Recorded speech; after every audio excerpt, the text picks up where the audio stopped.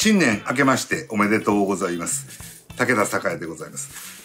すっかり、正月も明けまして、なんか今年は動き出しが4日ぐらいから皆さんすごく慌ただしくて、その後なんか週末3連休になった方もいらっしゃると思うんですが、なんか穏やかなような、なんかバタバタしてるような、なんかそんな感じの年始でございました。天気は幸いなんかね、関西の方は若干穏やかでしたんでね、良かったですし、武田さん、元旦早々、いいスズキも釣りまして、嬉しいなと。なんかその後も仲間内はいろいろ魚釣ってまして、ただ僕はいつも、ここ例年ちょっとなかなか厳しいんですけどね、夜のこのね、年末年始のスズキがあんまり釣れてないので、実は今日も行ってたんですが、ほげりました。そういう感じの、新年でございますんで、皆さんぜひですね、なんかコロナもそうですが、風邪とかインフルエンザも巷では流行ってるようで、この後、武田さん実は、フィッシングショー、ね、横浜が1月あって、2月は大阪があって、もちろん大阪のフィッシングショーはゴーフィッシュコーナーが、魚屋さんという問屋さんの、ブースの中に、例年通りね、3年ぶりですが、開催ということなんで、出させていただきますので、大阪フィッシングショーにはぜひ皆さんお越し、ゴーフィッシュブースへお越しいただきたいなと思いますし、その前、1月の、横浜のショー、はですね、初日金曜日の、なんか大きなメインステージがあるんですが、武田さんゴーフィッシュのブースはないのに、メインステージのトークショーにだけはご招待いただきましてありがとうございます。多分ね、ポッキンさんと二人でなんか喋るみたいな話になってますから、初日の午前中なんですが、早めに来られた方はですね、ぜひ、見て帰っていただければなと思いますので、よろしくお願いします。詳しい情報また SNS なんかでどんどん上げていきますんでね。とはいえ、もう言ってる間になんかフィッシングショー横浜スタート、多分言ってる間に大阪なって、目下、年末年始は近所の釣りにちらほら行ったり、ちょっと、和歌山もカマス情報があったりしたんで見に行ったりしてましたけど、あんまり遠出はしてなくて、比較的、2時間、3時間ぐらいで行けるとこしか行ってないですけど、そんな感じで過ごしてます。なんかいろいろね、フィッシングショーも久々なんで、準備がいろいろありまして、皆さんへご報告しますと、小さなカタログは今年作ろうと思ってまして、今そういうのもやってます。なかなか、僕だけではなくスタッフにお願いしていろいろお手伝いしてもらいながら、やってるんですが、なんせね、フィッシングショーまでにはできないと意味がないので、急ピッチで進めてます。あと、メバルはね、なんか穏やかやと言いながら、メバル釣りができるぐらい泣いてる日っていうのも意外に少なくて、2回ぐらい年末年始行けたんかな。釣りができる日はメバルは確実に釣れます。紀伊半島少し南下してアジアこの間探したんですが、なかなかお手軽場で釣れるアジもだいぶ少ないというか、いてもやっぱり小さかったりするんで、そんな感じかなと。なんか意外に、どうなんですかね。去年も似た感じではありましたけど、意外に釣れてます。スズキ、青物、根魚、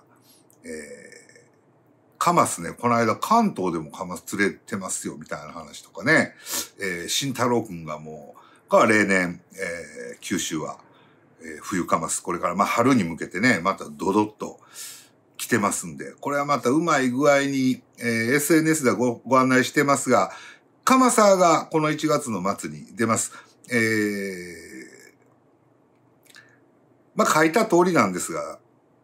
カマス歴、35年、もっと経ってますかね、を経てですね、武田さん、ここへ来て、本当全国区にカマス釣りも、情報がね、伝わるようになったというか、僕なんかも認知するようになったんで、関西のメインシーズン、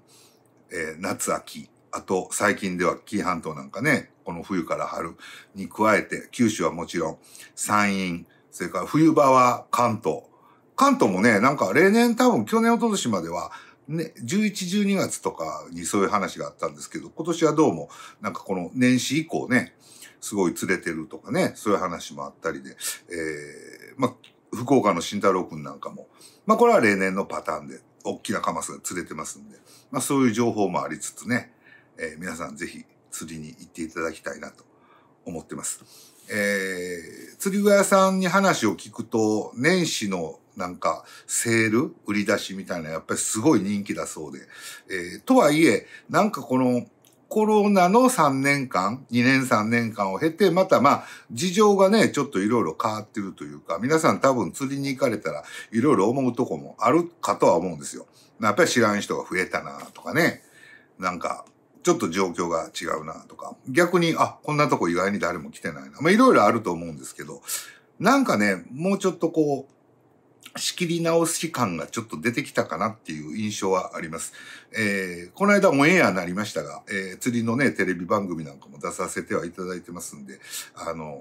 やるんですよ。初心者釣りガールさんと一緒に釣るみたいなね、例によって。まあだからそういうのもなんか、もうどこからがハウツーなのか、なんかあんまよく分かってない感じにも世の中になってまして、これちょっと一回、ちょっとなんか線引きせなあかんのかなみたいな気にもなってます。っていうのは、初心者は初心者で、これからやろうっていうのはいいんですけど、その間といってもここまあもう15年とか20年ぐらいですけど、細かなってるんですよね、いろいろ。糸一つ選ぶにしても、竿を選ぶにしても。だから逆にまあ難しくは。逆に結果、魚は釣りやすくはなってるんですけど、ちょっと敷居は逆に高くなってるとこはあんのかもしれないんで。とはいえ、何でも釣れますよみたいなことはもう絶対これからやめていった方がいいと思いますからね。まあこの時期ならこういう魚を釣ってください。そのためにはこういうのがあったらいいんじゃないですか。みたいな感じで言っていくような感じっていうんですか。なんかいいと思います。なんか勢い余って釣りを始めて、さあこれからどうしようっていう方も多分多いと思うので、まあこの動画ご覧になってる方、それは少ないと思いますけど、おいおい、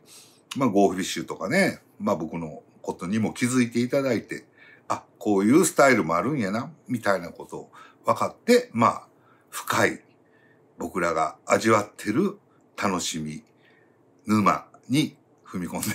来ていただければなと思ってますんで、ぜひですね、いろいろトライしてみて。なんかこう、最近の傾向で、なんか釣り具屋さんで、まあ僕は知らないですけど、そういう初心者っぽい方とお話しすると、たまたまね、なんかこう、失敗せず買いたいみたいなのがみんなすごくあって、まあそれは今の流れなんですけど、釣りなんか失敗ばっかりですから、ぜひですね、トライアンドエラー。これも釣りもそうですし、釣り道具もそうですし、なんかね、まあ着てるもん一つとっても、そうなんですけど、まあいろいろね、自分でわかるまでなんか失敗しながらいろいろこうやっていくというか、ちなみにこれしょっちゅう着てますけど、これマイトレンド、なんとズイルのフリースっていう、まあ、激レアなんですけど、まあ、なんで着てるかというと、この頃の、フリース非常に高価でして、当時はね、暖かいんですよ。まあ、そういうふうな理由もあったりして、まあ、デザインがちょっとだいぶ古臭いんで、まあ、逆にいけてるんですけどね。アートニットキャップとかね、まあそういうのもあって、まあウェアのことなんかについてはまたお話できたらいいですね。昔はなんか雑誌とかね、最初動画でもなんか頼まれて、そういうウェアの話とかね、したこともありましたけど、ここへ来てまたいろいろ、まあ全体もまたね、ワークマンもそうですけど、いろいろ状況も良くなってるというか、選ぶ感じがあるんですけど、なんかね、正月明けて僕ね、昼間カマス探しにうろうろドライブしてたら、まあやっぱり釣りが人気でよう来てはるんです、休みやから。でもやっぱり見るとね、ちょっと釣りとは違う感じなんですよね。なんか、ジャージみたいな人とかね。そう動きやすいっていうことで多分そういう格好になってるとかね。まあ、あと例によってなんか膝まであるダウン着てはるとかね。あとなんかもう全身真っ黒のなんか、ホームセンターのカッパみたいなのにサングラスかけてマスクして、こんにちは言われて、もう僕もよう返さんかったみたいなね。ちょっとまあそんな空気もあったりで、まあちょっと、なんじゃこりゃみたいな感じもあったんですけどね。なんかやっぱり釣りには釣りの、格好みたいな。かっこいいこと言ってるんじゃないですよ。機能的で、それに合ったようなイメージのね、雰囲気が多少出せれば出してほしいな、なんて思いますんで、そういうことも含めて遊びですから、いい楽しみ方をしていただきたいのなと思います。ウェアのことちょっと話しましたんで、まだ少し先ですが、武田さんおよび、常連さん、そして一部関西の僕と、ああだこうだと言ってる釣り具店のスタッフは、今かと待ってますが、今年も関西の鮭釣り、小島養魚場さん、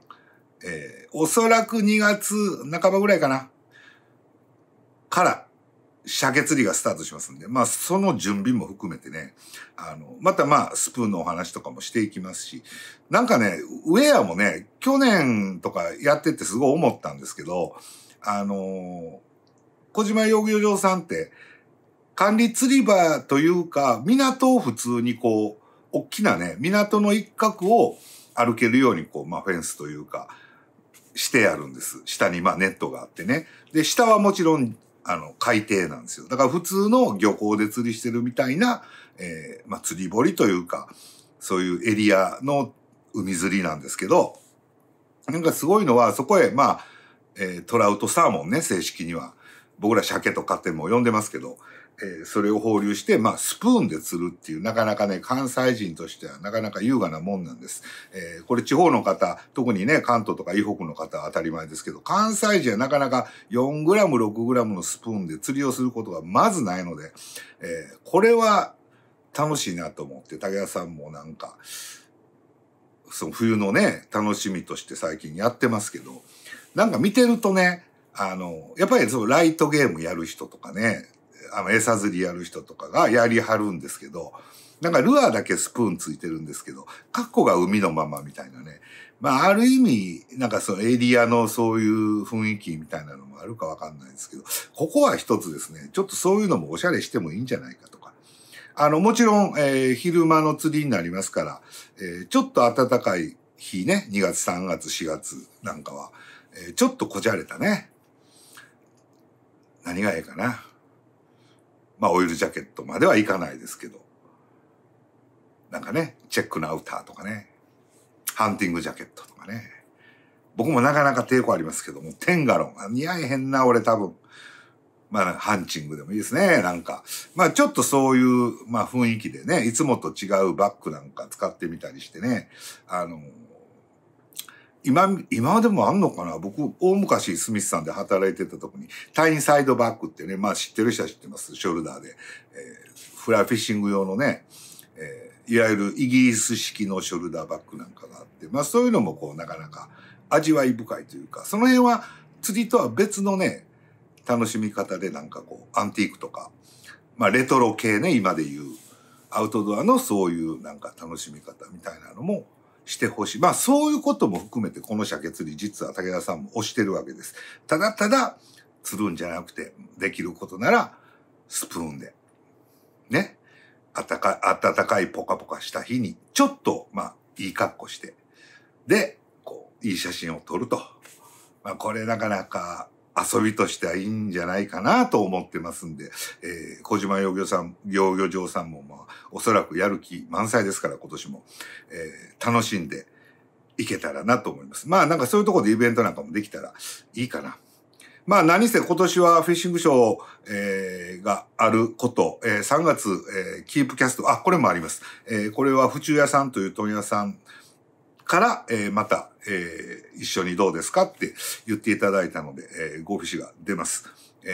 またそのあたりもお楽しみいただきたいんですけど、そういう風潮になってきたので、多分店舗さんイベントとか、ちょっとした釣り大会的なものね、去年もほら、シーバス大会僕も行ってきましたから、2、3ね。そういうことも含め、いろいろこの3年とはちょっと状況が変わってくるのかなと思いながら、あんまり忙しなったらどうしようかなとか思いつつ、そんな感じで過ごしているこの1月初旬でございますんで、まずは皆さんご挨拶だけ、今年もゴーフィッシュ並びに武田栄一つよろしくお願いいたします。お付き合いくださいませ。それではまた皆さん